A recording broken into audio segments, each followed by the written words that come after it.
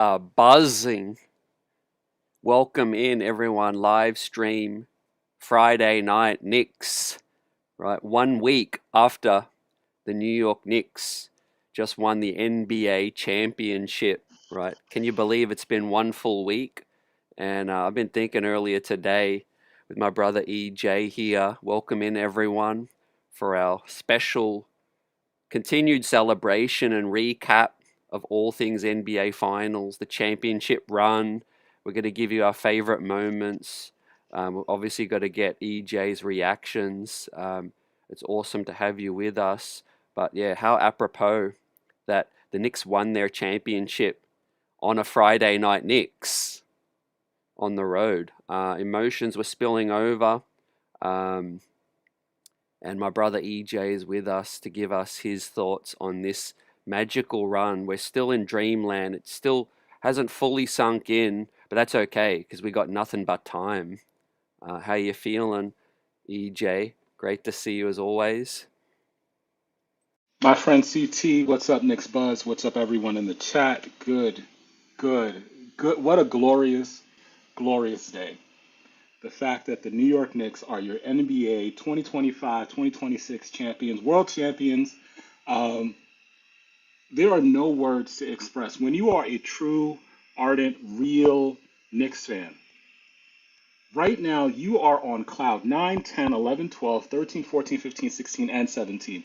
There are no words to express how insanely happy, joyous, over the moon we are right now. There are no words to express. This is the kind of moment. This is the kind of moment you would know exactly who you were with. You know exactly what you were doing. You know exactly, CT. You know what it was like just standing there and counting down the seconds and saying to yourself, "What is going to go wrong? That's going to strip away this possibility from us." I stood there in my in my living room just looking at the clock just saying this is impossible. This is not what Knicks fans. This is not what happens to Knicks fans. 4 seconds, 3 seconds. No, this is not Knicks fans. We don't win championships. 2 seconds. This is impossible. This is a joke. 1 second. I'm expecting a WWE kind of style interference where Wemby comes with like a steel chair and he hits everyone on the floor and it's like a 9 point. I expected the Reggie Miller to come out with the jersey and shoot like a 9 point play because this doesn't happen to us as Knicks fans, but it did, and it has, and we're here. Your 2025-2026 New York Knicks are world champions. We're world champions. We are world champions, everyone. World champions. That's what I gotta say. CT, how do you feel? What's it like for you, man? Yeah, I love that, man. Top of the world. We're feeling right now, man, and we did it. We did it, man. We did it the hard way, and we're going to talk about it.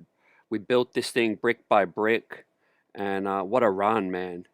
Putting aside just the victory of winning the championship, but what an actual run it was, EJ. Don't think anyone could have predicted the Knicks to go on that kind of run. And yeah, got to be honest in terms of things opened up, the timing. I think the Philly Cleveland series, the Knicks deserve all their flowers and some. But I did expect the Knicks championship to be more difficult in terms of the East. That's just how I envisioned, but we did it. We beat a tough team out west. Um, First round Atlanta Hawks. We had some coming to Jesus moments, and we had some things we had to overcome, and we overcame, and we are world champions. Everyone in the chat, AP, Paula, I see you, Daniel Berry, um, Nick's diehards. Let us know if you made the parade. Let us know the merch situation. EJ and I are going to talk about that. Still haven't copped my champions merch yet. Got some pre-orders, but it's in demand, man. It's tough out here, right? And more the merrier. Like, how are you feeling about the extra attention nationally, the bandwagon conversation? But I'm just happy for all the diehards, happy for the people that stuck with this team, because this was the year there was a lot at stake. Like we said, you know, Halliburton down, Boston had Tatum down, and everyone said if the Knicks don't win it this year, it's going to be hella difficult. But we surpassed even the most optimistic people's expectations. What a championship it was. 16-3, records broken left, right, and center. And we have a super chat from AP saying the hard thing to do now is how do we keep them together? And great comment, great question. We're going to talk about that tonight. Um, but yeah, EJ, the way they did it, the way they won this championship, how are you going to look back in terms of, when you were living through each game and the comebacks and the way they did it in five? Like that's going to be equally as remembered for me. No doubt. I mean, I think that it's one thing to win a championship, but the how is equally as important. For example, everyone knows I'm a huge Yankees fan. We won the championship in '96, and then we won it in '98. Everyone remembers '98 more because of the dominant way in which in which we accomplished that. To win so many games, to go 114 and I believe 48, to win in that fashion, there was something about that level of dominance that made that particular championship more memorable than '96. Even though '96 happens earlier than '98, obviously.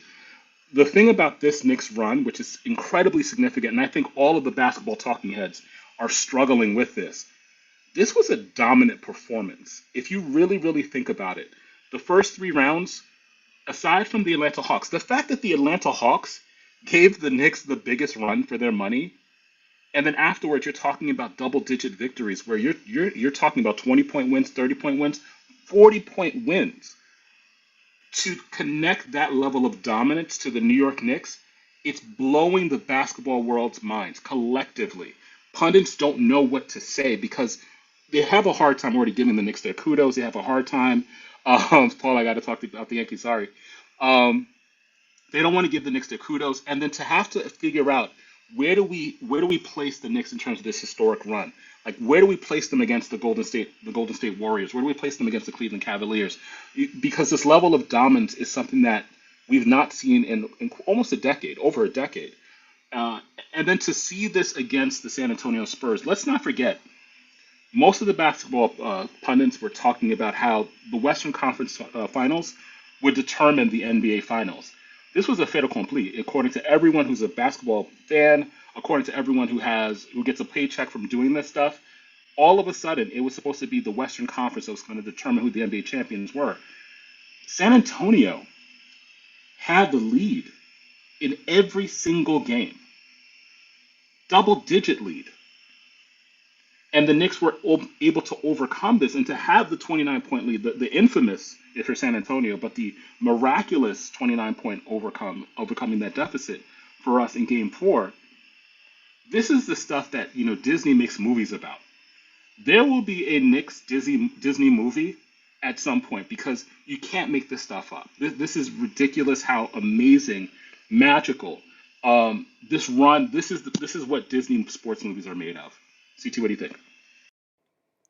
Yeah, I mean, it's kind of like I could only envision the Knicks breaking that drought only one way. It was gonna be a fairy tale Disney Cinderella run, like you said, and I'm just so proud of these guys because they're just a bunch of good guys. They sacrificed, and we'll talk about the beginning of the playoffs with Dolan's speech that came out. Imploring the players to sacrifice in many ways, which raised a lot of eyebrows. But hey, their significant others are going to get a ring, so they played their part too. We don't know who fully bought in, but not nevertheless. Um, the way they did it, they came together. I think the coach coming in, extra depth, things opening up, but the belief. I think honestly feel like EJ, the regular season prepared these guys, and we're Yeah, going to give yeah. Mike Brown a lot of flowers because he's a legend now, not only in the city but will be an NBA Hall of Famer as his first championship as a head coach. But I do feel like Mike Brown really prepared these guys, and he played more guys throughout the regular season. He tried a few things. He was willing to to shake things up with Carl Anthony Towns, who wasn't happy with his role in the beginning, and then they worked it out. But that changed everything. The Knicks down 2-1 against ATL, given the ball in Cat's hands to play make, top of the key, fully tap into his skill set. I think that I think that changed everything. That raised our ceiling so much more. And look, a popular question going around right now, EJ, is at what point during the season for you personally, when did you feel like, okay, we've got a really good chance? When did you feel like the most confident that the Knicks could actually do this and accomplish this run and win the NBA championship? When Game Five was over. When Game Five was over, because if you've been a Knicks fan all your life, like I have been, first off, let's first off acknowledge the super chat. Thank you so much, APAP 1586. All three trophies were there. Raise the banner. Definitely have to do that. Definitely salute. Thank you so much for super chat. And by the way, everyone who's watching this right now, please like, subscribe, let someone know that your boys are here. We're discussing the Knicks championship. We're discussing what a week it's been. Um, Listen, if you've been a Knicks fan your entire life, you know what heartache is like. You know what it's like. This is like, you fall in love, and the Knicks are Lucy. They're always pulling up the football. You're Charlie Brown. You're always going for the kick, and you have this experience over and over again of frustration, disappointment. We can go over each and particular individual event. Growing up in the '90s and loving Patrick Ewing, that's my number one guy. Love him with all of my heart, and all of the heartbreak. Charles Smith, with that, John Starks, 2 for 18. I can go just all of it. I I didn't believe it until they were actually handing the Larry O'Brien trophy to the Knicks, and I was sitting there like, this has to be fake. I must be watching real time AI, because this is not what happens to my team. This is not what happens to my favorite team until it happened. And I'm going to throw another thing out there, CT. The Knicks had to do it this way. Blowing out Atlanta, blowing out Philadelphia, destroying Cleveland. It had to happen this way because the Knicks are one of these teams that ESPN loves to Knicks for clicks. They love to rage bait. If there had not been a level of destruction, a level of excellence that the Knicks were able to command in the first 3 rounds, there's already talk about this. I don't even know who the clown's name is, but the clown who calls the Larry O'Brien a participation trophy. There's this desire to like really minimize any of the Knicks' accomplishments. So there had to be this level of play that took place at the first 3 rounds. And then the other part that actually had to happen the way that it did was the destruction of Wemby. For the Knicks to beat Wemby the way that they did, that each game was a comeback, and that there were several games where the ball was really in Wemby's hands, and he failed. Wemby might go on to be the greatest player in NBA history. He might go on to be a top 10 player, but he'll never have the ability to say that he beat the Knicks in his first NBA Finals. And that is really going to ruffle the feathers of so many basketball pundits. I love the fact that so many people are coming back and having to apologize. I love that because, again, there's this anti-Knicks bent because of how passionate the fan base is. And so when did I know this was going to actually happen? Not until I stood there looking confused and saying, I cannot believe. And I started crying. Yes, I started crying. Your boy EJ was crying in the living room, looking and watching the fact that we won the NBA championship. I still don't believe it's happened. It's still mind blowing to me. Yeah, for me, I was super frustrated with the officiating, and that was another obstacle the Knicks have to overcome. The NBA tried their best to extend this series. Let's be real. And when Brunson was cut under by Wemby, that was the end for me. I was just like, right, we're going to Game 6. But that's just what makes Jalen Brunson's Yeah. Game 5 performance that'll live on forever. And he has become one of the greatest Knicks now of all time. Um, and I know that's a popular question as well going around. If y'all want to know my opinion, I'm not quite putting Jalen Brunson definitively as the greatest Knick, but he's alongside Clyde, and he's alongside Patrick for me. Uh, People will put in Willis as well. I think Brunson's probably surpassed Willis for me, but um, just the way Patrick had this team competing every year, 15-year, longevity, the production had us contenders. That stands the test of time. But if Brunson, he's obviously only 29, going to turn 30, so he's got so many more years. I think he will go down as the greatest Nick with more accomplishments. But yeah, he's right there for me, EJ. That game five was just like everything we want in a Knicks 1A. That's right, 1A. I'm gonna beat the What are you talking refs. about? I'm I'm gonna beat Becky Hammond, Vince Goodwill. I'm gonna beat Colin Cowherd. I'm gonna beat the hostile fans there. I'm going to beat all the doubters. I'm going to beat all the San Antonio Spurs. I'm going to beat everyone and grab this championship. And that's what you got to do because who knows what the heck would have happened if it gone to game six, some sort of cheese. Maybe we end up in a game seven, and Brunson's just like, we've been, I've done this before, and we ain't going back. We ain't going back because if the Knicks didn't win the championship this year, who the heck knows what happens next year? And so that's for me what'll forever stand out. Jalen Brunson just grabbed it and said, "My teammates don't have it. It's a 90s ugly game, 94-90. We had 13 points to end the first quarter." And I'm like, "What is going on?" We start from behind every single game, but it's the way that they finish. They never quit. I know it's very cliche how Brunson says, but they always believe. And just when you think they're rattled out there, they just pulled off a run. It was just run after run after run. You know, that's why keeping this team together is so crucial. EJ. Yeah, it's I mean, I had so many thoughts, when we got to game five, I was sitting there and we couldn't make a we couldn't make a basket.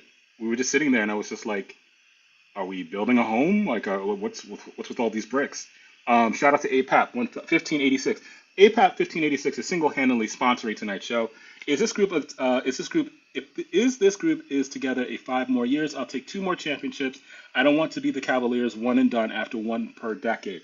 Um, the NBA right now is really, really a league of parity. It's like the NFL, where you don't know who's going to win the championship, and almost every team in the NBA right now has a shot of winning the championship. I will never forget one of the interviews we had with Bill Daughtry, who is a legend of ESPN Radio, also formerly of WFAN Radio. And he said one injury can change the fate of everything.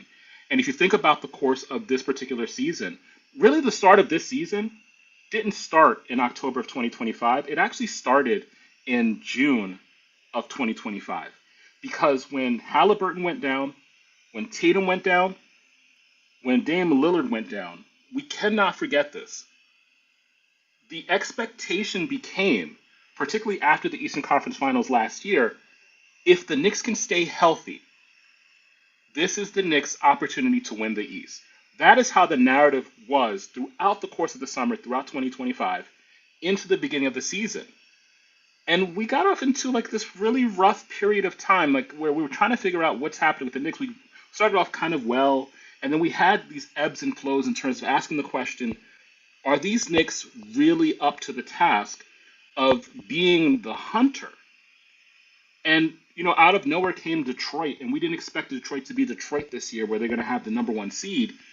And then for Boston, and you have to give Boston its props, for Boston to play as well as it did without Jason Tatum, we cannot assume right now, because we all feel great, that we were all very confident in February, in March, in April, because we're all sitting there saying, wait, this wasn't supposed to play out the way that it did.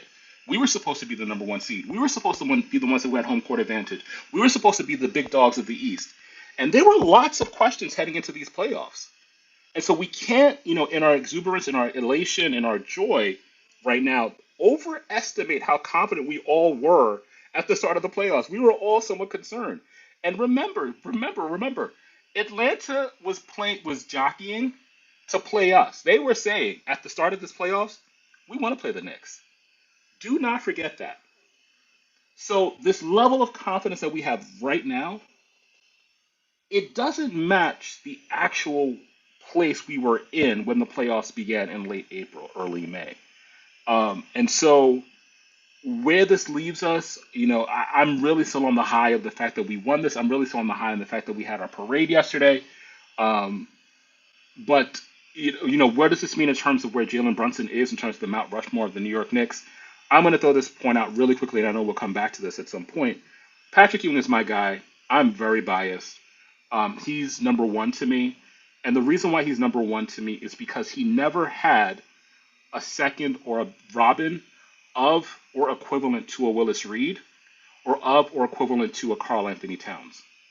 The closest that Patrick Ewing ever had to a Robin would be an Allen Houston. Um, Not quite on the level of Carl Anthony Towns, not on the level of Willis Reed. So I love Clyde. Clyde is legendary. I think that you can make an easy argument that he's number one, very easy. But he'll also make the argument that Patrick is number one. And I think that one more thing before I hand the mic off to you, you also have to look at relative to the context, the historical context of that particular time. Obviously the Knicks were competing against the 70s Lakers. The 70s Lakers were historic, but Patrick was contending against Michael Jordan. There are no ifs, ands, or buts about this. Michael Jordan is the greatest basketball player to ever walk God's earth. And for Patrick to be able to elevate the Knicks where they were throughout the course of the 90s against against Michael Jordan's Chicago Bulls and Michael Jordan and Scottie Pippen, I'm sorry, it's Patrick all day. Yeah, well said, EJ. And obviously, we share similarities because we are similar age, and we grew up. Patrick was the guy. Patrick got me onto the Knicks, and there were some other gritty Knicks, Mace, rest in peace, Oakley, Starks, and then the Sprees, the Houstons, all of that. But yeah, that's really where I'm sitting as well with the competition that Patrick had to face. That was arguably the toughest era, and he had the Knicks leading the Bulls in a series. Was it 96 or 90? Yeah, 95, 96. I think the Knicks had the Mm-hmm. lead in the Bulls. Was it 2-1, 2-1, Yep. I think. And also, yeah, he never had that sidekick. He never had if Patrick, put it this way, if Patrick had an all-star teammate, he would have won at least one or multiple championships. And I'm not trying to discredit this current Knicks because it was a tough run and they developed that killer instinct that we've been waiting and hoping them to really have. And they found it, man. That's what makes this run so special is the Knicks turned into killers. People clown Carl Anthony Towns for being soft earlier in his days. Maybe he needed to get traded, get out of his comfort zone, and get back to his roots. Same with Jose Alvarado. Right. We're Absolutely. gonna later tonight we'll go through some of the underrated, unsung heroes of this run. But for me, Jose Alvarado is right there because what he was able to do in game 4 in that comeback was amazing. Um, yeah, the depth. This team was super special. They won it as a team because they're just deep, and this is very much a championship as for the front office. Um, the ownership as well. I've got some mixed feelings over Dolan and what he's done coming out on WAFAN at the wrong time. He's the winner at the bad timing awards. He just always just wants to sort of make it more about him. Then talking about the aprons the other day, right before the parade. But got to give Dolan some flowers as well because he made mistake after mistake, and then he got out of the way, hired Leon Rose, and he let Leon Rose do work, and he let him extend Tibbs, then he let him fire Tibbs with a $30 million payout. So say whatever you want, man. Dolan ain't cheap. We'll talk about the second apron thing coming up, and I want to get EJ's thoughts on: is this the point where Dolan starts to maybe cut back the spending? But so far, he's been willing to spend, man, all the way and keep these guys. He even offered their partners a ring as well. I know those rings ain't cheap, but No, they're not. to the point about the super chat with AP, shout out. Yeah, I think this is the start of a huge run. Well, kind of the last few years have been, but I think now we've got the shackles off. The jersey's going to feel lighter now, EJ. One of the most telling quotes coming out of the player camp was Josh Hart saying the jersey's always felt heavy, but now it's never felt as light as it does now. And now I think everyone's set up for more success. Jalen Brunson is only 29, and it feels like he's been in the NBA forever. Won high school championships, two in college, a Finals MVP, and an NBA championship at the age of 29. And we'll talk about who he's surpassed in the likes of Steve Nash, Damian Lillard, CP3s. There's a lot of conversation going on, but I think he's going to leave a lot of those players in his wake because he's only 29, about to turn 30. His game isn't predicated on athleticism. He's not.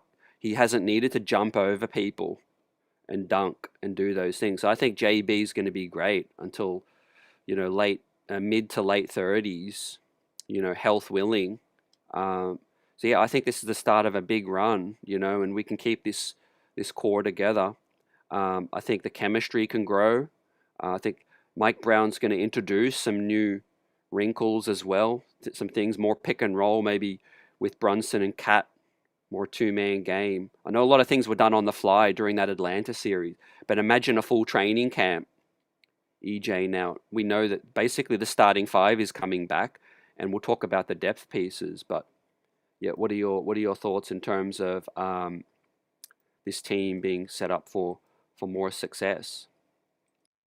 I think that this team is definitely set up for success. I think, and I guess this is me as a history guy. Um, context is king. Context is king or queen. You know, um, there's something to be said about when this team is doing this. This team is doing this as not only the Eastern Conference is in the midst of a change, but also the league is in the midst of the change. And so AP, Josh Hart may be the last player to wear number three. Thank you so much for the super chat one more time. Um, I think that the starting roster, last player to wear number 11, last player to wear number three, last player to wear number 25, 8 and 32. Sorry, Herb Williams, but that's the last 32. All the starting five will have their numbers retired. I think that that's no ifs ands or buts about that. But it's also the when this is happening. So, for example, this Knicks team winning right now in 2026 is happening as Giannis might be leaving Milwaukee. And I'm not someone who likes to predict these things, but Giannis hasn't been healthy the last couple of seasons. He's been a very different Giannis, and his game is predicated upon athleticism. We're seeing Steph, KD, and LeBron in what might be their final couple of seasons. Steph at least two more. I'm assuming that this is LeBron's last season coming up. But there's a shift happening in the league. There's also a shift happening in the East. Boston is doing whatever it wants to do to implode that team, that squad, which is in our benefit. And the other thing that we know, and we've talked about this, and I talk about this all the time, Cleveland is such a weird team because they perform well during the regular season. And what we're coming to find out is that the regular season isn't what it's all cracked up to be. It's not the years of Tom Thibodeau where every single game mattered. Cleveland doesn't seem to be able to find itself during the playoffs. And so I think this leaves the door open for the Knicks to really have a chance at finding itself in the Eastern Conference Finals at the very least, again in 26-27. The teams I'm worried about, an Orlando team, a Detroit team. You never know what the moves might be during the offseason if they pick up some more consistent outside shooting. But again, the league is changing. The league is absolutely changing. This is a league that's going to be dominated by the Spurs and OKC. And you can't quit on the Nuggets yet. You don't know what they have to say about it. But I do expect, just like AP mentioned before, I do expect that the starting five, their numbers will be retired um, when they're at the end of their playing careers with the New York Knicks. And just really quick about Dolan. I wasn't sure if I was going to mention Dolan, but he's he, someone wrote in the chat that he's always been willing to spend money, which is true. I think the thing about Dolan that makes him divisive, and I guess you have this is what happens when you become a billionaire. I'm about a billion short of being a billionaire, but there's the thing about being the one who cuts the check, but then having the need to get the credit. And I think there's a difference in terms of how some of the other more popular owners, how they're able to be to like grow their popularity as opposed to James Dolan, who tends to be so divisive, is that ability to understand what is my role here and when do I step forward, when do I step back. So like there's an allure, there's a charm to Mark Cuban, there's an allure and a charm to Steve Ballmer. These guys are rich, they're billionaires, but there's something about their personalities that make them somewhat enduring. They have endearing rather, not enduring rather, endearing. Whereas James Dolan is kind of more aloof, and sometimes when he speaks, you're like, dude, did you have to say that, or did you have to go on that interview? Why are you interviewing now? You do more interviews than Leon Rose does. So I guess this is what makes him such a divisive figure. And we know the history. We know that he was tied to Isaiah. We know that he was adamant about Phil, and what Phil did, and like the relationship with Carmelo. So he gets his flowers now, but many of us are just like, eh, with him as well too. So that's all I'll say about Dolan. I will not answer any other questions about James Dolan because I'd like to make my way back to Madison Square Garden. So, Mr. Dolan, thank you so much for cutting the checks. And if you'd like to cut a check for me to be able to go to the Garden for free, I will gladly accept that check. Thank you so much. Yeah, I mean, just where I sit is I've always tried, and I think kind of been able to separate Dolan from my fandom of a basketball team, and the players that bleed out there and lay it all out on the line and play the game and the sports side. I've always just put Dolan and the business side of it, and I understand as an owner of something that's worth how many billion, you're always going to have some level of spotlight, profile and involvement. You could tell there's a pride thing. He's always been prideful of being the owner of the Knicks and wanting, trying to have them win. Paying Amari, the $100 million uninsured contract when other teams weren't because he needed something. After being denied by LeBron and then Melo, bringing Melo in but yeah, the meddling obviously got frustrating with Donnie Walsh and just not letting him do his job properly. Um, but then all the other moves with Phil Jackson and that it came from I think from a place of him just trying to get the best person, but then yeah, it just didn't work out in the case of Phil, who was past his prime and things, and then yeah, finally he leaned on that relationship with Leon Rose as a power agent. And William Wesley deserves a ton of credit. Gerson Rosas. Um, I want to give a shout out to Tibbs as well, because let's not forget, if you're going to let Leon do his job, Tibbs was his first hire, his first choice. Put a lot of faith and a lot of responsibility in Tom Thibodeau, who turned this franchise around. We weren't in the playoffs when Tibbs came on board. Every single season, we made the playoffs under Thibodeau, and the roster got better, and that was step 1A. And then look, Mike Brown came in to finish the job. Tibbs set the table. Mike Brown was the finisher, and I think came in at the right time. But yeah, they both deserve their shine, just like all y'all in the chat, everyone watching, Fine. and every Knicks fan out here. We're still celebrating this historic victory together as fans, community, and yeah, the parade was amazing. Hope everyone that made it enjoyed and was able to live out that lifelong dream, because that's what I've been able to do. EJ, this has just been just a lifelong thing ticked off. Bucket list ticked off. For many of us, we have other sporting teams that we love, and we've been able to see success. For this one, the Knicks was always the closest to my heart, and always one that I wanted to see, get over the mountaintop. And as the NBA became more commercial, more teams, more things, more obstacles, it became more difficult.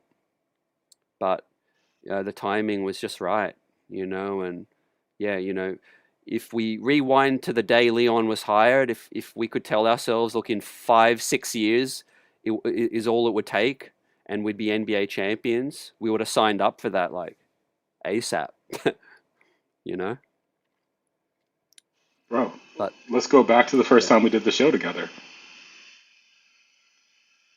4 years ago. Could we imagine 4 years ago that we would be sitting here? We would be sitting here on a Saturday, on a Friday night, a Saturday morning where you are. What's up, KH? Um, and sitting here and having this conversation. Dude, when we started this journey together 4 years ago, by the way, shout out to Mark Berman.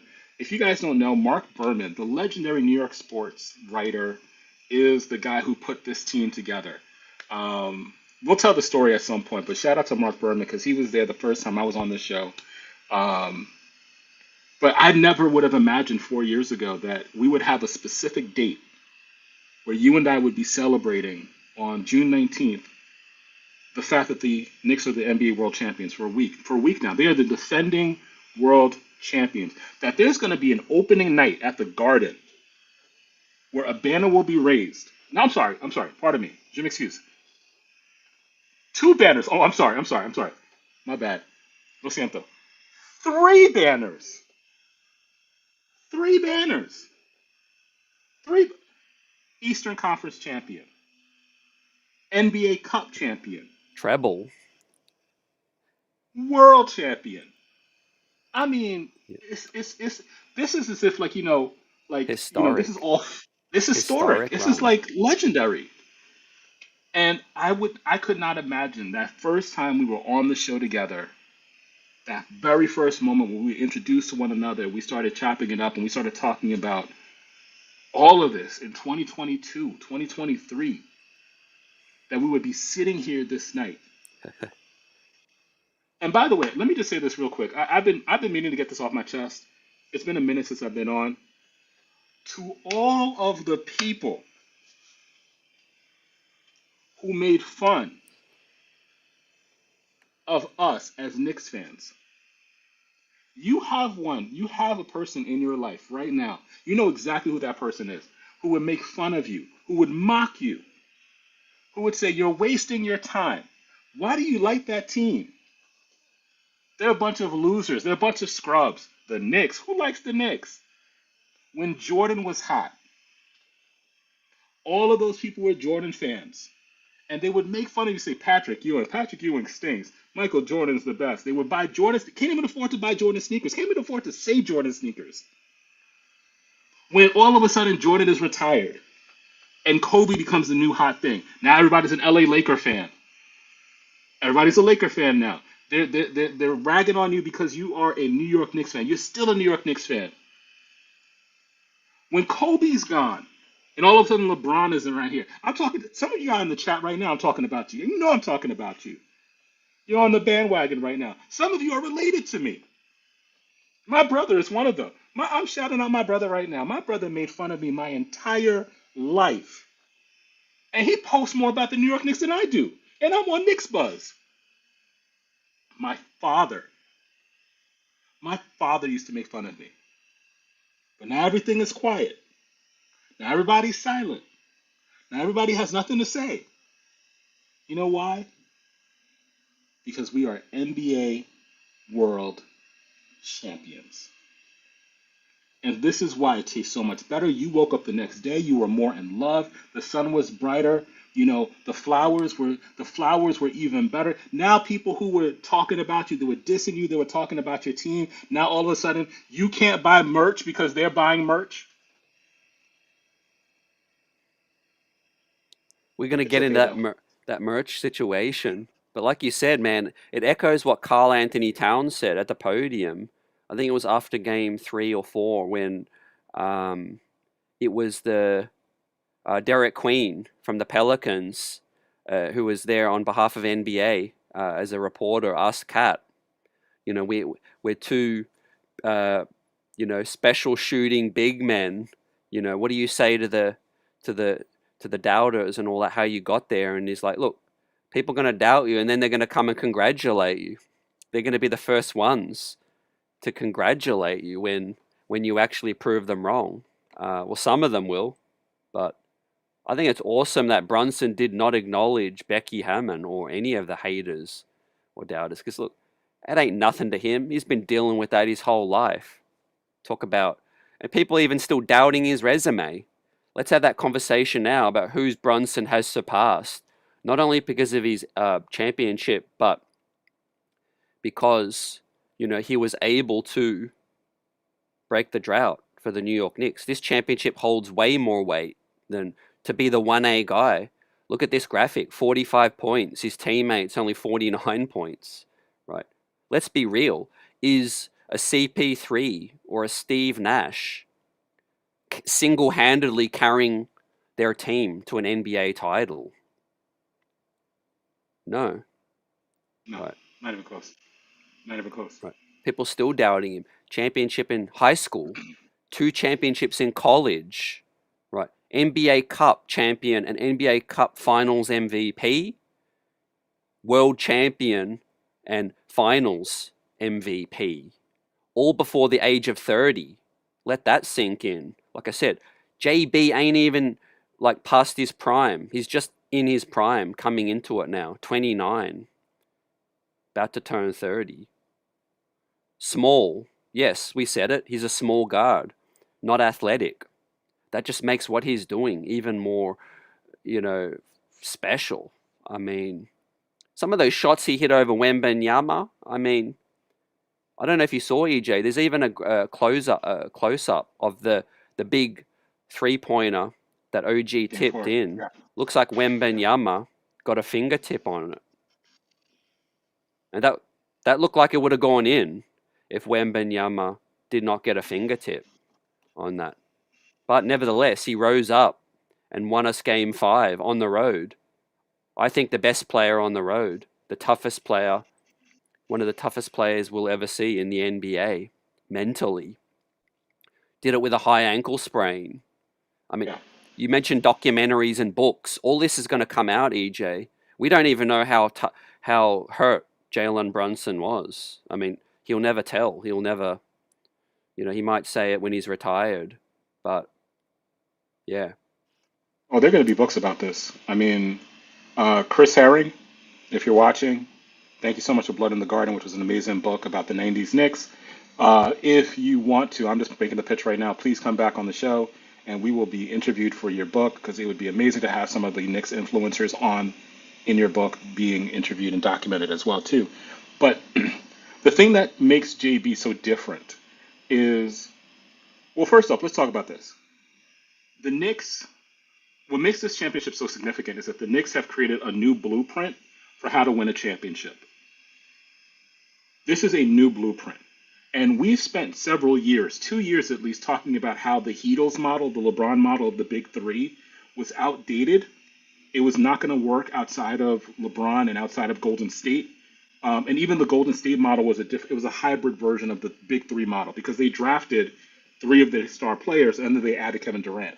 This idea of getting like signing signing like high volume shooters, signing high percentage ball handlers, and having them find some way to congeal and become championship level material. That's incredibly difficult. Really, only one team was able to do that. What the Knicks were able to do, and this is, I think, what really upsets a lot of the basketball pundits, they have a way, a model that they think as to how NBA championship teams should be constructed. And some of them are still stuck in that big three vein. Some of them are still stuck in the this is what the prototypical player should look like who can win a championship. And I'm sorry, if you're going to be on ESPN, if you're going to be on the NBA channel, I'm sorry, you have to know a little bit more about basketball history because not every single champion, not every single star on a championship team was 6'6" and 240 and able to have like a 60-inch vertical. That is not how every single championship team has won their championships. And what the Knicks were able to do was not only construct a new model, but to have a new leading personality on this squad. JB is not just JB because of what he did on the court. JB is also JB because of what he's done off the court. Sacrificing $113 million. That is no small deal. Sacrificing $113 million so that the team could get the other requisite players to be able to pull off this run, that's not even the heart of it. It's sacrificing $113 million in New York City. When you actually do the price breakdown of what JB's contract actually is, what he takes home, and how much of a sacrifice that was relative to what other superstars get, like for example in Miami or in Texas, that was a massive sacrifice. So JB is not just a talented basketball player. No, no, no, no. JB is a leader. And that's what some of these other players miss. I'm sorry, Zion doesn't have that yet. He may have it, he may develop it, but he doesn't have it yet. Other players, that might be like your 1A, Becky Hammond, star players. A John Morant does not have that. He does not have that disposition. And I think that's the biggest lesson is that what catapults JB into the stratosphere of really being the guy is not his his physical attributes. It's all the other intangibles that make him akin to Derek Jeter. Leadership. And that's what's so disappointing about watching so many of these basketball pundits is that they somehow forgot that not every physical specimen wins champions. He's a winner, you know. And Jalen Brunson is a basketball player. You know, he's not an athlete per se. He's not, you know, a dunk contest dude or a 3 point specialist dude. He's a basketball player and a winner. And that's what you need to get. If you're a GM, find perennial winners. Right. That's what makes this CP3 debate. Yeah, Nash won a lot of games and CP3 helped teams win and all that. But when you look at Jalen Brunson's resume, you got to look at everything, right? Like I said, he's not even 30 yet. What more does he have to do? He's won in high school, two in college, led a team to the world championship in the NBA when people didn't even think he could be a second option. Let's be real. If he stayed with the Dallas Mavericks, he would have had this limitation on him with Luka Doncic dominating the ball. And Rick Carlisle even, limited him to a degree, which I think played a part because he benched him for Trey Burke in the playoffs. You know, let that sink in. So talent evaluation, Leon Rose and all that, you deserve a ton of shine because as a talent evaluator, you got to be able to spot guys in spots that, hey, you ain't thriving in that spot. You deserve better than that. You know, you're being limited in that spot. You know, I think you could lead a team. And I think getting OG Anunoby was key because obviously you Mhm. look at they had RJ Barrett, but what are RJ Barrett's strengths? He needs to be on the ball, and he's not a good defender per se on off the other side on off the ball. So let me get in a perfect complementary dude, OG Anunoby, who'll just shoot the lights out. He can just catch it, shoot it. He'll defend the other team's best player. Okay, I get him next to JB. That really pushes us forward. You know, get rid of Randall, who's on the ball all the time as well. Not a great defender as well. Okay, let me bring in a big man who can shoot better. Um, get me the gritty dudes. Dante was the right ingredient who would have helped this team on this run if he was still on the team. Josh Hart, Mikal Bridges, who sacrifice. I think Bridges could have been a lot better offensively on bad teams, but he had to sacrifice a lot. There's certain nights when Macau's not even the fourth option, not because he can't, because he's just not getting many touches. That takes a lot of sacrifice, you know. And so this team is special. I think they can do it again. Can they be the first team to go back to back? Let's talk about it. EJ, what percentage would you give just right now in terms of the confidence level of this team being able to be the first one in the last 8 years to actually repeat? Are you suggesting that the Knicks might win um, two championships in a row? Yes, sir. I mean, I'm uh, hungry. I'm still two hungry. champ, two. Yeah. As Mike Brown Two. said, who let the dogs out? Oh, I can't. Yo, that. My man was screaming that like 22 times in a row. I was just like, what is this man stuck in 1992? Or 2002, whenever they came out? Um, it's. I will say this about Jalen Brunson, and then I'm going to talk about the back-to-back championship possibility. Jalen Brunson has so many layers to him. It's there's so much depth to him that's the reason why like the general NBA can't really understand fully what he brings. And this is why I make the comparison to Derek Jeter. And I know Paul going to be mad at me for making the comparison one more time to the Yankees, but there are certain personalities you just want to have on your team because of what kind of leadership that they bring. It's not about always being able to dunk the basketball and to do the Sports Center, the YouTube clips that go viral. It's about what is that person bringing to the locker room that helps to elevate the team. And we could see tangibly see all of the layers that JB brings to the team that all of a sudden transition this team from perennial laughingstock to very quickly becoming playoff contenders. This wasn't something that happened like in 15 years. This is something that happened as soon as JB was signed to the team and you had Tom Thibodeau coaching the team.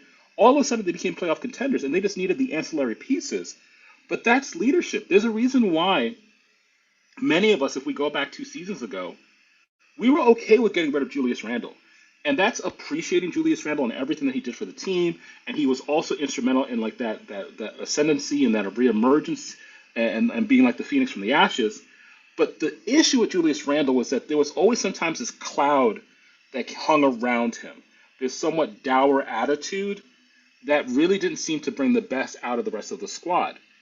Whereas with JB, once Julius was gone and it clearly became JB's team, the layers started to emerge, and you started to see that he had a personality, and you see it in his podcast, the Roommate Show with Josh Hart, that there was this funny side, there was this serious side, and knowing what to say and when to say it.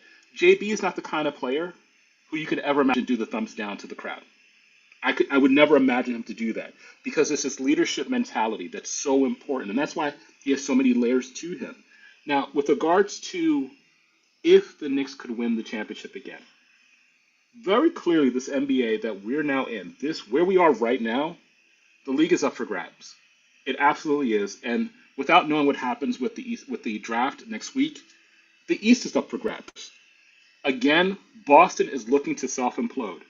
I want Boston to trade for Giannis. I really do want Boston to trade for Giannis. That would be a Christmas present in June, in July. That would be amazing because all of a sudden, you don't have to worry about the double threat of a Jason Tatum and a Jalen Brown. That would be amazing. And what it seems like right now is that Giannis Antetokounmpo is good to be out for at least 30 games per season right now. And his game relies on athleticism. And there's something about big men and their knees. Once they get to those mid 30s, they're not as athletic anymore. And Giannis has never been a steady, consistent outside shooter. Again, Detroit, Orlando, it really depends what kind of moves that they make in terms of getting more consistent outside scoring. We don't know what they're going to be. Cleveland, I never take seriously. They're a tease. Am I missing someone? Am I missing a team? Atlanta? Atlanta's similar to the Cleveland vein, where it's just like, CJ McCollum had 2 great games, but then by game 3, he was in bed by 9. So I think that this league is wide open right now, and the young Yep. players, Yep. your Sheas, your Wembys, they still need a little bit more maturation. So, is it possible? Yes. Is it likely? I don't know. What are your Yep. thoughts?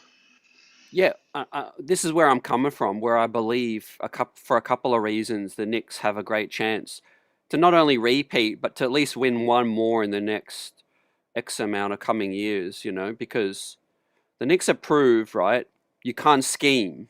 You can't scheme for them. They've proved you can't shut JB down. You just can't. He's been through the Dyson Daniels. He's crossed up Orsar Thompson.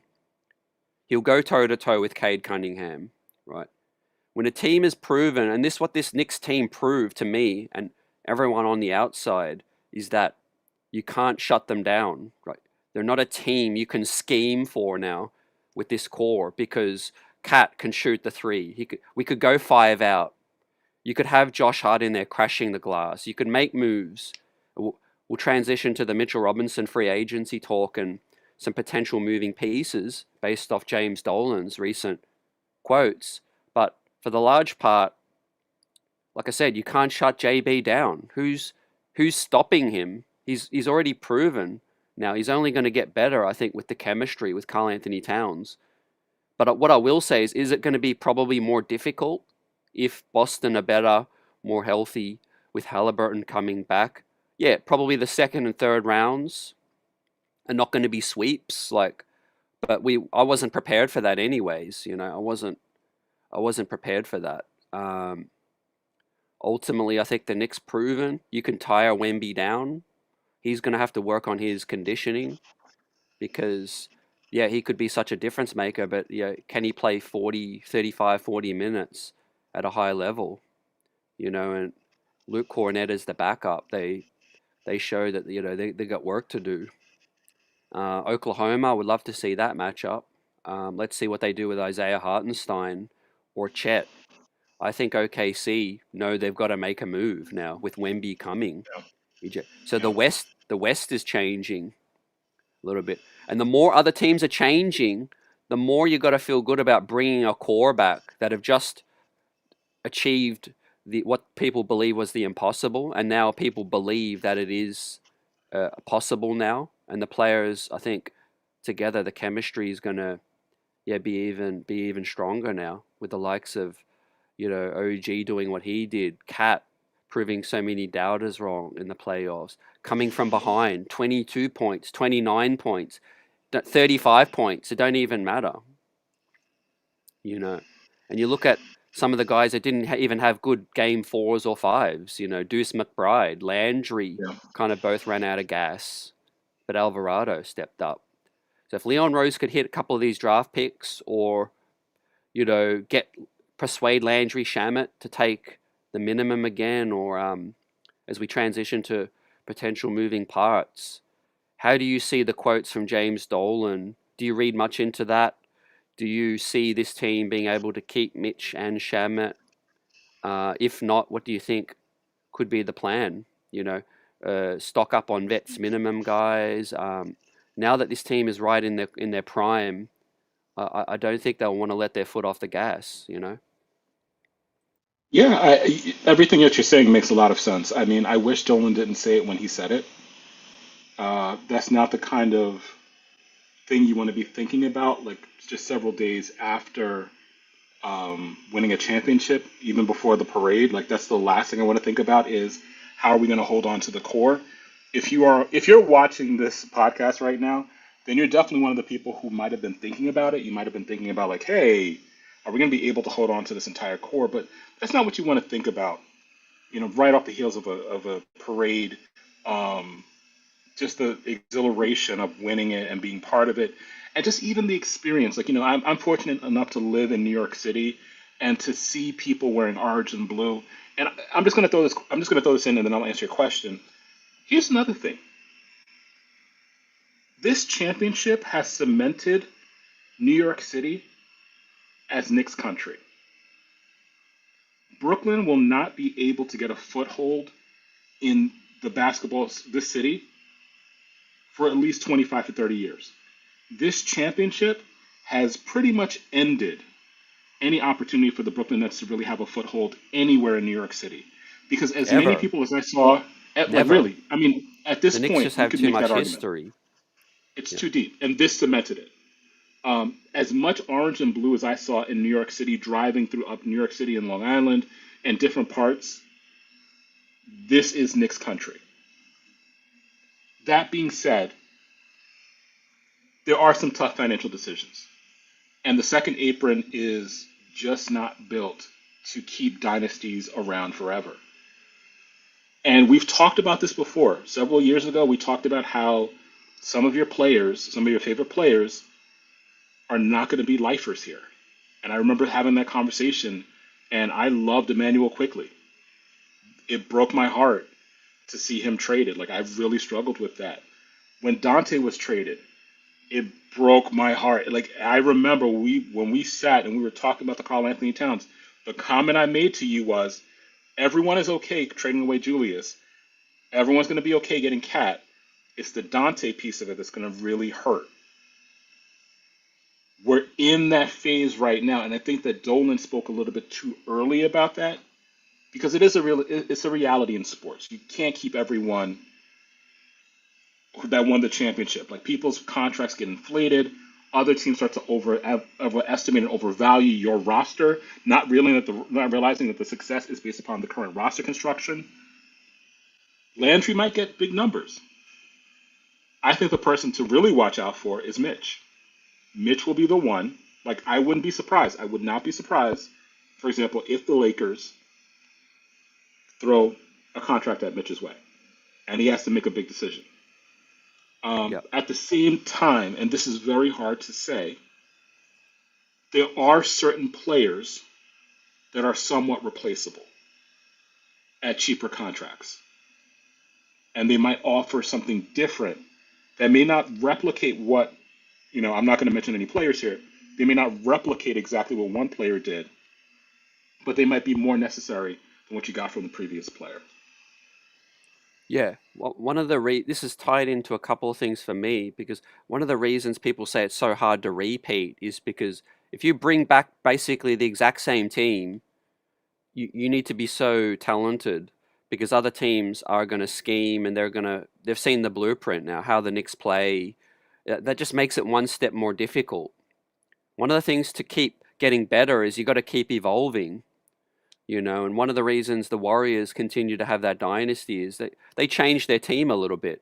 It was the Harrison Barnes one earlier, with Bogut. Then it was Iguodala. Then it's Kevin Durant coming in and forming that, superhero team. And they changed a bit. With the New York Knicks, I do believe they got to get a little more versatile, more ball handling. Maybe another dude who's a bit longer who could create on the ball. Just so Jalen Brunson, who's proven he's so great off the ball as well, and doesn't need to bring the ball up to full court pressure all the time. That's one thing I'll be looking to change up. And yes, if we did lose Mitchell Robinson's rebounding, that's something you can't replace to that level. But you could do some other things in terms of getting another stretch center who could still rebound okay, and that way your offense is even becoming more dynamic. Um, with the Mitch one, I agree with you. I think he's probably out of any player, probably the more likely or going to be the more difficult to keep and the more likely to go, just because he's going to get a pretty strong contract. We don't know how many years and how many years teams are going to be willing to give him guarantees, but I would guess at least a 3-year fully guaranteed, maybe a 4-year deal if you're the Pelicans, if not just as a culture guy, um, that could share the minutes but also start. Um, Landry, I think we have a better shot at bringing back, but again, he's going to get some good offers. He's going to get at least 6, 7, 8, maybe north of 10. Again, we don't know the years, probably at 10. least Wow. two. I think at least probably a 2-year deal. Someone might offer him a 2-year 20, 2-year 16. I don't know, maybe a 3-year 25. Some because he's still quite young. But as you said, those are two dudes who had moments in the playoffs. They deserve their flowers. They changed a lot of games in some ways, especially with Landry. Yeah. And Mitch. Obviously, Cat's going to get into foul trouble. You need a strong Yeah. backup. So that's something the Knicks would have to address. But then let's talk about the emergence of the young guys. Kolek, the length of Diawara. They're going to be around. Deuce has still got one more year under contract. Alvarado has the $4.5 million player option, who I think might either pick up and have an agreement with Leon that we're going to pick it up and we're going to extend you after that year. So we kick the can down the road one more year. So I think Alvarado will be back. Kolek, Dardier is under contract. We don't know if he'll get traded. I do think Clarkson and Jeremy Sohan, they might vacate uh, two two veteran minimum spots. Uh, but this is one point I wanted to bring up to you, EJ, is that now that everyone's seen the Knicks do what they did, what's not to say that there's other vet minimum guys out there that are getting to that point in their career where it's like, hey, I seen what's happening now. I seen Jalen Brunson, stone cold killer. I want, I want some of that. I want to enhance Yeah, my leg. I want to enhance my legacy. Now I'm yeah. tired of being kicked around as a journeyman. Like, sign me up for Clarkson's role. I'm at that point now where what's not to say, because the Knicks are more attractive now than they've Yes, ever been. So whilst yes. I don't want to lose any of these Knicks, what's not to say that a younger version of Clarkson says, "Hey, I'll take the minimum now." You know. There, a couple of things to that. I would say that along with this championship, pretty much killing the Brooklyn Nets rather. The other thing that's going to happen is that teams now have to construct their squads to take on the Knicks. So much the same way we developed Wingstop as a response to Boston, teams now have to construct their rosters in relationship to the Knicks roster.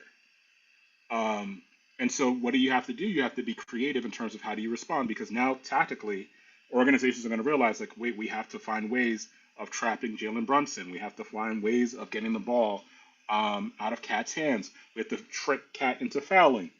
Um, so I think a couple of things will happen.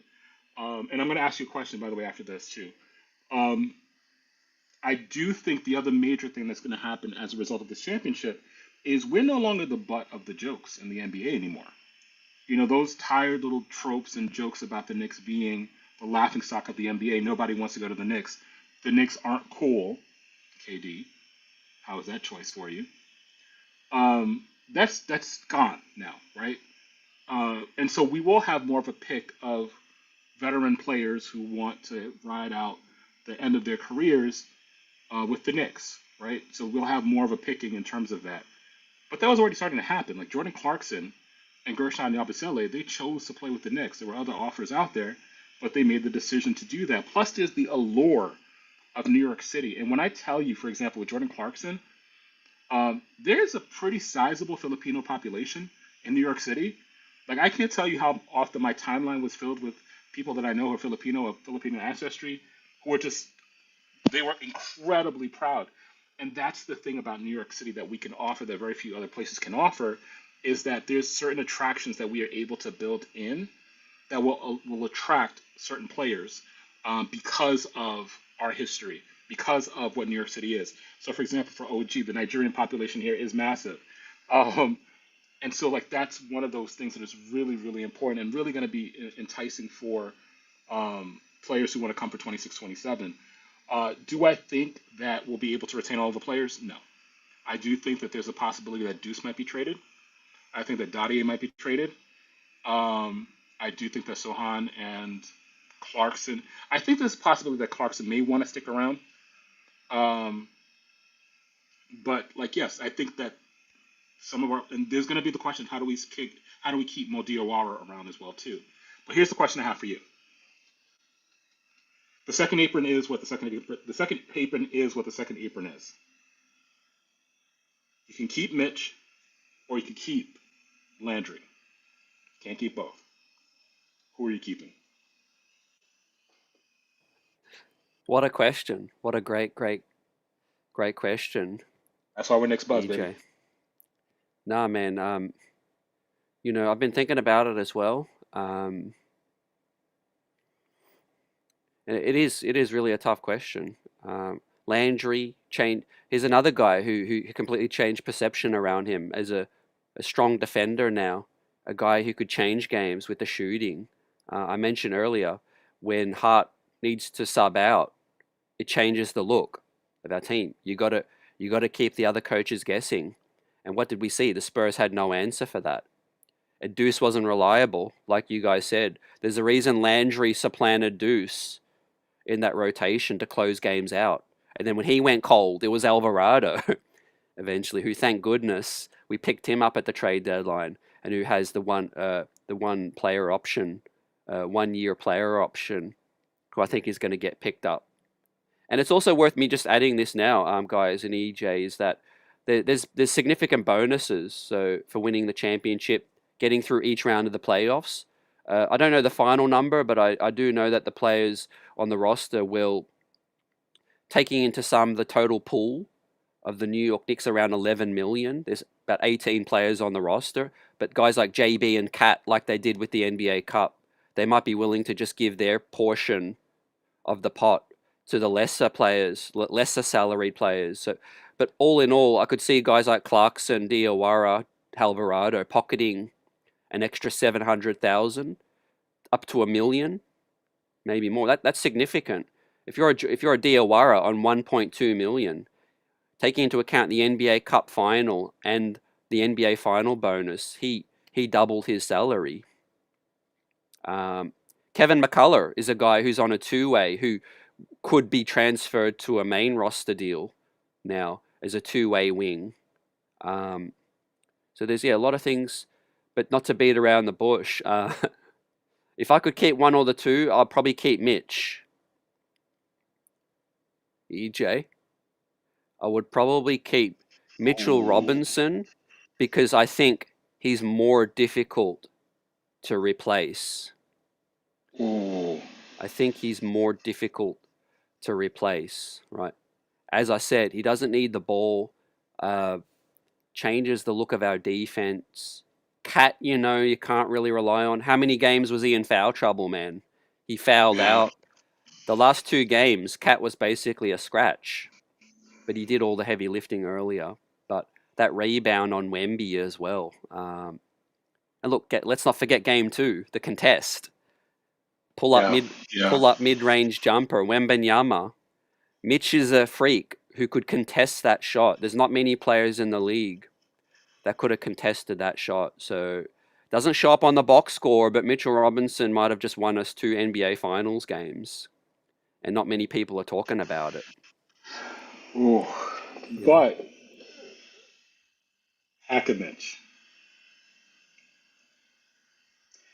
But he can't play back-to-back games. At least he didn't this season. So, great point, great counterpoint. but How many you're buts? basically playing. I've 22 of them. Um, there are there there when you're playing with him on the offensive side of the ball, we're back to the days of playing 4-on-5. So I understand what you're saying, and I agree that Mitch is different. Mitch is built differently, and I think that those counters that I came up with, they appear less because of the way the schedule plays out in the playoffs, right? Because we're not playing back-to-back days during the playoffs, they're they're they're they're they're they're not as noticeable. But the free throws are. And had it like I mean, the free throws could have came back and bit us in the behind, easily. I think Landry adds something that none of us expected, but was such a gift, particularly prior to the finals. Um, Honestly, I think that the dominance that we illustrated, as he's on the screen as we speak, the dominance that we illustrated, especially in the Eastern Conference Finals, it came back to hurt him because this guy was in so much in rhythm that by the time the finals started, like you could argue that it wasn't his fault that he was out of rhythm, but it was just that there were so many gaps in terms of how long it took for them to play that if you're a shooter, you need that rhythm, you need that game rhythm, and so you could argue that it wasn't that he went cold; it was the fact that we did so well that he just got cold, but he always shows up pretty much on the defensive end as well too. Um, Yep, 100%. so it's a tough question, but it's the Yeah, reality of where we are right now as champions. yeah, and I love Landry, and I'll happily, if we do lose Mitch, yeah, he would be the next guy you want to keep. Just the way I was thinking was like Landry.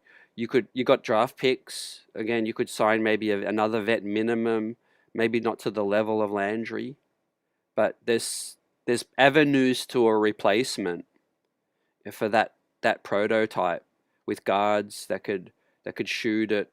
Um, with Mitch, I just don't think the league has an answer for Mitch. And like you said, there's counterpoints in terms of his durability. He's a bit part player, role player. The free throws, man, I'm the most frustrated person about them. I'm disgusted that he's still, he's been in the league this long and the free throws have actually gotten worse. Mark Berman, friend of the program, he keeps drumming this point. Mitch shot 60% in his rookie year. He's actually gotten worse, not better. Like, how do you get worse as you go? Like, clearly he ain't putting in the work because, yeah, whenever he puts those videos up, it always puts arc on it, looks like the form looks nice. Then whenever he's in the game, it's like a straight line drive. So it's like, it's just a mental thing. I think it's a mental block that he just can't get over. But as I said earlier, I just don't think the league has an answer for his size. Um, there's only probably one dude that would beat Mitchell Robinson mano e mano for a contested offensive rebound if they're both in position to grab the rebound. That's probably Steven Adams. Um, outside of that, like, yeah, I just don't think the league has an answer for that. But I do think Landry, if you ask me who's more likely, like if we rewind or fast forward 2 months from now and EJ asked me, like, out of the two, who do I think is more likely to still be on the team? I think Landry is more likely to be with us. He loves New York. I think he Definitely, feels like he's definitely. found a home. And like you said, even if the Knicks maybe got to trade Dardie or just free up a little bit of extra bread, just so they can offer him just a tiny bit more for one more year, and then they say, "Hey, Landry, when Deuce contract finishes, we'll be able to take care of you a little bit more." Or when Hart's contract finishes, uh, yeah, I think there's a great possibility we lose both, EJ. So if that's the case, how do you feel about replacements? Do you look to the draft? Do you feel confident in Diawara taking a major step up? Do you feel like Kolek could step into the Clarkson role? Um, what do you think? Well, I think what makes this more complicated is when you're asking particular players to fulfill certain roles, there has to be a certain maturity and a mindset that comes with it. One of the things that I saw with regards to Mo Diawara, which was amazing, was that he has this courage to put the ball up. What's concerning is that he has this courage to put the ball up as soon as he gets it, and that that is something that is slightly concerning. So there were times where I would want him to understand. Okay, you have to be patient. I understand what it's like to finally get your number called and to want to show that you deserve to get minutes and to be part of the rotation. But that's the thing I love about Landry is that Landry understands what am I supposed to be doing? Let me accentuate the role that I'm supposed to play. And when I'm not on ball, I know what I'm supposed to do. It's similar to what Dante did, right? I think that there's like Landry and Dante are somewhat analogous, and there's a reason why so many of us love that kind of player. The kind of player who knows exactly what role they're supposed to play, and they do it to the best of their ability. And even when they're not shooting, even when they're not trying to score, there's an effort, there's a desire to be defensively tenacious. That is something I'm still looking for in a Mo Diawara. Is it in part because we didn't get enough time to see it fully fleshed out, to see that mature in him? I think that's one of the things you get to deal with young players. Is that there's that knowing how to work in the flow of a team-based offense. So I think and hope that Mo Diarra will be re-signed. Obviously, there's some financial implications for it because of his free agency status. That he will be a little bit more expensive. So I do think that I don't foresee there being both Mo Diawara and Landry on the team. I think that there will be some financial considerations when it comes to those two contracts. Tyler Kolek obviously will be with us again next season. I think a player to watch out for in terms that may not be here next season might be Deuce, because your top five players are going to make a lot of money, And James Dolan has explicitly said that it's suicide to get to the second apron, and he wants no parts of it. And Alvarado Um, came in. and Alvarado came in. There are but so many minutes that can be allocated to every player. That is a position that I can easily see the team simply saying, it's going to be hard. Everyone loves the Deuce chance. He is a forever Nick, but he could be traded. And I see the same thing with Paco. Um, and not necessarily because we don't like him, but it's just that now we're talking about the numbers, and the numbers are really going to play a big role because that second Mm, apron yeah. is If scary. if you believe in development too, Kevin McCullough, like I said, is a guy. Uh, Let's be real. Deuce is always handy with his defense and more than earned his keep, defending throughout the playoffs. But let's be real, he didn't hit shots in the third round or the fourth round. So if we didn't even get him hitting shots, Kevin McCullough is a longer body. He's a bigger wing. If he just took that spot, gave us defense, and can slash to the basket as well, can play make as well. So, not saying Kevin McCullough is on a Deuce level. I'm not saying that right now, but I'm saying if you believe in development, a big summer, maybe summer league, and then preseason, you might you might see Kevin McCullough being able to give you some minutes and take some of that load. And he's an older guy now. He's 26, I think. Played 5 years in college. Um, So be looking to him as your draft pick on the cheap. If you did lose Landry or you did get a good offer for Deuce to free up a spot. But yeah, I think Sohan's going to go. Clarkson's probably 50-50. I think if Clarkson's willing to take the minimum, it's a no-brainer. They I think they bring him back. But one of the things that I won't hold against any of these guys is they won their championship. They've got that moment now forever, EJ, in history. They'll go down as a special group that broke the drought and get their bag. Like Isaiah Hartenstein left to get the bag before the job was done. Now the job's done, mission accomplished. I won't hold it against any of these guys, whether it be Landry, Mitch, Clarkson. You sacrificed, you won the chip, Deuce McBride included, man. Go get your bag.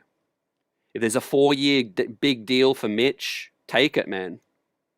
Like that, just take it, man. You never know when your career could end, and there's life after basketball. Now, I wouldn't be saying this if we didn't win the chip, but we've won the chip now. So, do you agree? Do you feel different now that we've won the chip? Like in terms of any guy leaving to get the contract? no, I agree with you. I mean, this is what happens in basketball. Um, there's someone that we love on this team who will not be back next year. We don't know who it is. My guess is just like yours. I think it's probably going to be Mitch. Um, and I think where we differ is who we think might provide that contract. Um, yeah, and I wanted to get to that particular chat as well too, Dr. Scotty Scott. Um, I think that it might be the Lakers that try to figure out a way to get a Mitch contract. I know that there's a Robert Williams possibility as well, but there are teams that are looking for um, big men, and I think that what happens after every championship is that certain players that played really well for your squad, they become overvalued to the rest of the league, and they make lots of money based upon one playoff run. Lest we forget Jerome James and the Seattle Sonics. Um, and I'm not equating Mitchell Robinson to Jerome James. I'm just saying that playoffs are where lots of people make an overvaluation of a player. Um, but I do think that no matter what happens, every single Nick that was on this roster for 2025, 2026, whenever they come back to the Garden, they'll get like raucous applause. There'll be video packages. When their careers are over, they'll be part of the legends and alumni that are part of the front row and the second row and sitting next to Bernard King and sitting next to Patrick and John Starks. And this is what makes you a forever Nick. Like I think this is the thing. Even Dylan James, number 33, um, he's a forever Nick now. And uh, this is the beauty of what this organization does. that J.R. Smith even said it, and we've talked about this as well too, that other teams don't do this. Other teams can't do this. And even if they try to do it, they can't do it like our team. So, yes, go get your bag. I believe in capitalism. Um, Go feed your families and make generational wealth happen. But this is what happens, and this is why we should enjoy the moment and enjoy this particular opportunity to say that we are NBA world champions. Yeah, and we'll have plenty more content and shows coming up in the days and weeks, as we got the NBA draft next week and as we, start to wrap this one up for tonight. I just want to say I do think the Knicks are in out of the last eight champions, how no one's been able to repeat. I genuinely believe, taking my orange and blue glasses off, I genuinely believe this Knicks team is set up the best to be able to at least get back to the Eastern Conference Finals or the NBA Finals again and replace some players that we might lose for a couple of reasons. And we see how important it is. You saw the Denver Nuggets drop off because they lost some key players. They lost Bruce Brown and Christian Braun wasn't quite ready to step up at the time or whatever other reasons. But the Knicks, right? It's very rare that the starting five core is in its prime still and they're all coming back. So what we're talking about is just role players. And we know role players are important, but for the most part, different players stepped up to win us each game. So, and the main reason is I feel like the Knicks have got the picks. It's very rare the NBA champions is selecting at pick 24. This is a deep draft, ladies and gentlemen. We'll talk about it next week. But usually the champion is picking in the 28, 29, 30 spot. Not only that, the Knicks have the 24th and the 31st pick. EJ. So there's some things we can do. There's some real talent. Yeah, yeah, and that's why you have there's a salary cap for the players. There's no salary cap for the front office. And so while we're all enjoying and basking in the glow of this championship, the work has already begun. They've already been holding draft camps and draft workouts. Um, a local product for us in New York City, in Queens. My favorite basketball team, St. John's University, Zuby Ejiofor. He's been in to try out for the Knicks. He might make a great addition to this squad. But this is part of the business of the NBA. The NBA right now is 24/7. As soon as we won that championship, plans were already being made. I can imagine Brock Eiler was like, partying and then saying, okay, wait, I got to go check my phone and start doing the math of how we're going to be able to do this all again. And that's probably why James Dolan was already saying publicly, he was saying publicly what had already been discussed internally. Um, because the question was probably asked, are we going to pay for all of this again, knowing that there would be additional expenses on top of it? And Dolan probably said, nope, I'm not doing that. And so he was just saying publicly what had already probably been said internally. So this is why we're fortunate enough to have those draft picks, even though the other draft picks from Mikal Bridges, you know what we need to do with those. Um, but yeah, the Yeah, off season has officially begun. Let's go for round two. let's go. Let's No, go for it. oh, CC, not one, not two, not three, not four. Oh, I love it. Yeah, I love it, man. And who knows what's going to happen in the East? But yeah, we were the hunters. Now we're the hunted. Now they're chasing us, man. They're chasing greatness. So let's see how hungry these guys are. And like I said, I just want to drum that final point about the vets minimum. If we lose Clarkson, what's not to say there's some other younger vet minimum guy that says, "Hey, I'm ready now. I'll take a vet minimum," and they can eat those minutes. Yeah, maybe they might be a more productive player. Yeah, I wouldn't put it past it, you know. But who's one of the quick? Let's end on this one. Who's some of the unsung heroes of this run and some moments, right? And we'll go back and forth with a couple because I got a couple from left field. All right, I'll start. I mean, to see the parade and to see Alicia Keys, A Keys singing New York, um, yeah, like to see the Queen singing New York, and to start off with Billy Joel and songs about New York, it was a special moment, and to just see the players really vibing out to like that song, and yeah, that was a really special moment. Yeah, that was dope. I got that on repeat Yeah, for the last day. Not gonna lie. Good shout. yeah, My next A shout Keys. is my next shout, and I want to give you a. Yeah, this guy might even deserve a ring. This guy might deserve a ring, EJ. I think you might know where I'm going. But shout out Malcolm Brogdon. Shout outs to Malcolm Brogdon, man. You could have stuck around and been a passenger as a vet minimum guy and maybe got us a ring. But maybe we wouldn't have won a ring. So thank you very much, Malcolm Brogdon, for deciding, hey, my body ain't there or whatever reason, or I don't think this team is it.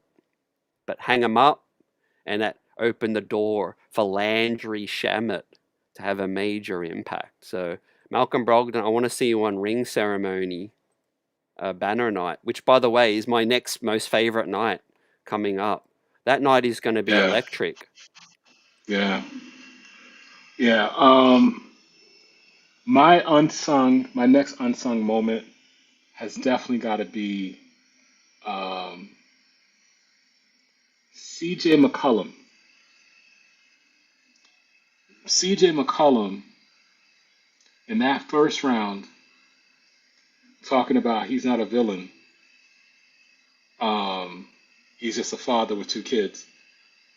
I really want to thank him for saying that because CJ, we not only beat you, we beat your kids too. So, and I hate to put it that way, but your kids don't like you right now because you lost too. So, thank you, CJ McCollum, for inspiring this next run. I got a better one for the next one.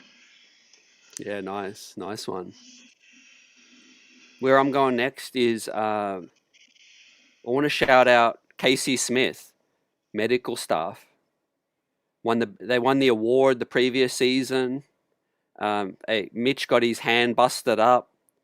Deuce, OG's hamstring healed up. Um, Deuce McBride came off that core surgery. Maybe that affected him, but he was able to play. Cat, who was injured throughout the season, managed to get through it. Jalen Brunson, whenever he tweaks his ankle, goes to the locker room, comes back as Superman. I don't know what kind of medicines or whatever they got, whatever voodoo they got in that in that locker room. Maybe it was Clarkson with that sprinkle of magic. But yeah, shout out to the medical team, man. They kept us healthy.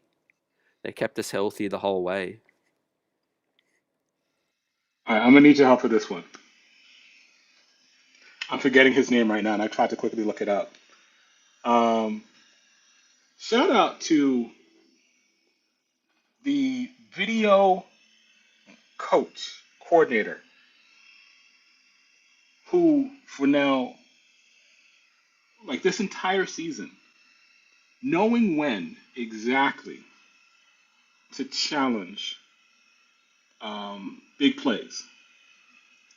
Because again, like I think there's back-to-back seasons now where the Knicks have led in percentage when exactly to like have calls overturned.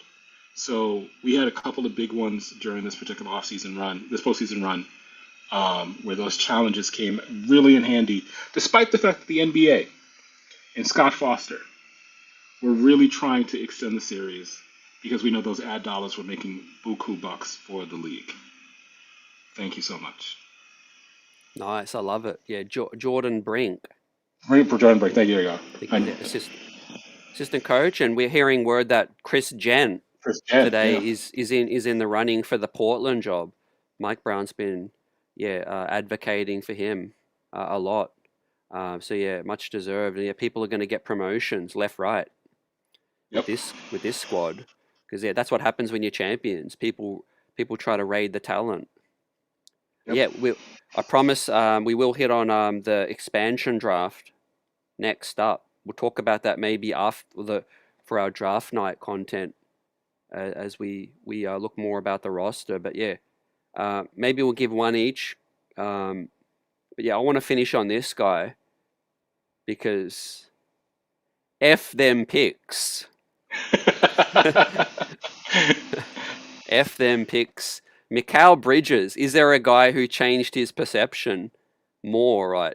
The Yeah, regular season version of Mikal Bridges compared to the one we got in the regular season. He was he was anything but regular. He was guarding up everyone.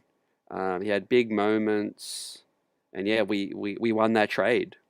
Now, like, yeah. Brook, there's only one way where Brooklyn can maybe level the trade. They'll never be able to win the trade, but if one of these players at Brooklyn draft with these 5 years worth of picks, if one of those players helps them win a title, that's the only way the trade could become just like win-win.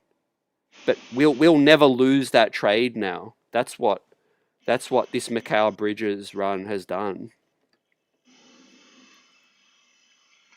Um, I'm stuck. I'm stuck because I have two real quick ones. Um, we have to thank the Goliath of this story, and that would be one Victor Wembanyama. Now, a lot of you guys don't know this. You don't know this because, again, CT and I are not influencers. We're just two guys who really love basketball. But if you go back and check the tapes, the first YouTube basketball person that covers Knicks content to really start talking a lot about Victor Wembanyama before anyone else was on that train was your boy CT. Your boy CT was on Victor Wembanyama before anyone else could say Wembanyama. He was the first one.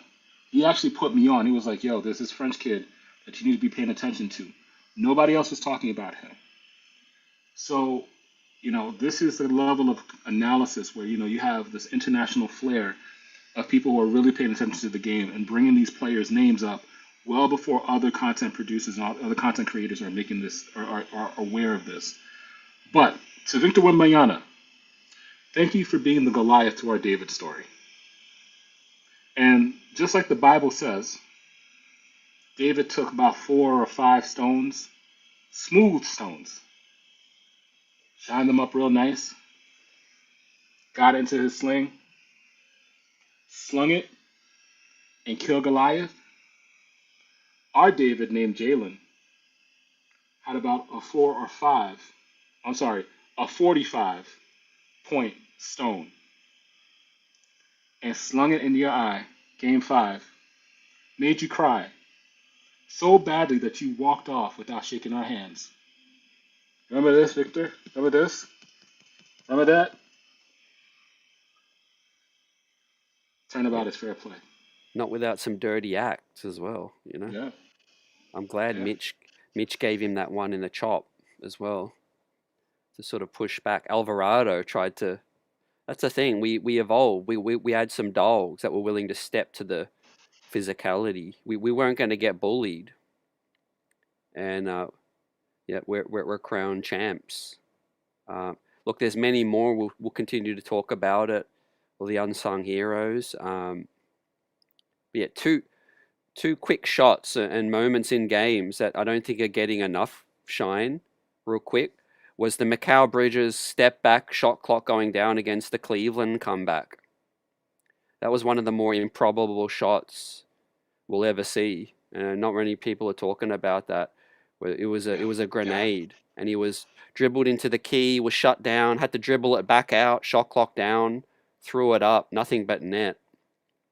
And the other one is the Carl Anthony Towns fadeaway in Where Game he got fouled. 5. There's actually the fadeaway in Game 4 with the comeback where he fell into the first row. Hmm. But I think the bigger one is Game 5 when the Knicks only had 13 points, couldn't hit anything, and he Yeah. just threw at this most ugly, like fadeaway deep two that just rattled in where the Knicks needed a bucket more than anything, Yeah. and Yeah. that got the Knicks sort of going. Wow. This has been an incredible run. Who knew? Who knew it was gonna end like this? That's it. I'm hungry for more, but yeah, like Macau Bridges said, my heart is full right Yeah, now, mine and too. yeah, we ticked for all of us, man. We ticked it off. We ticked something, man. We thought we might not ever see, but we kept believing, and we built this thing the right way, man. And so yeah, I'm super proud of the fans, the team, everything, man. And come what may, whatever's the next step, man, we'll be there. We'll be ready, man.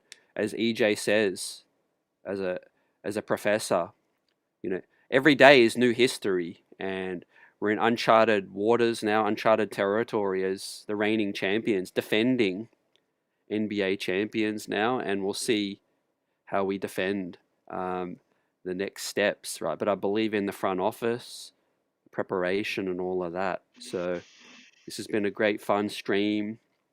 We'll continue to celebrate, right? We ain't ready to look ahead too far to the 26-27 season because yeah, we can soak it in, man. We're kings of the world, top of the world, EJ. So give us your final thoughts. Listen, everyone, like, subscribe, smash those buttons. Let somebody know that Knicks Buzz, we're here, that this is smart, intelligent basketball conversation for people who really love basketball. If you're new to the game, if you're true to the game, if you know the game, if you love the game, please support your boys, CT and EJ. We are here providing content, not clickbait, content. Content that informs your mind, informs your spirit, and informs your heart. We love basketball, and we hope that you do too. Please support this channel, spread the news about this channel, let everyone that you know about this channel. We are in Australia and in New York City, and we're doing this why? Because we love basketball and we love you.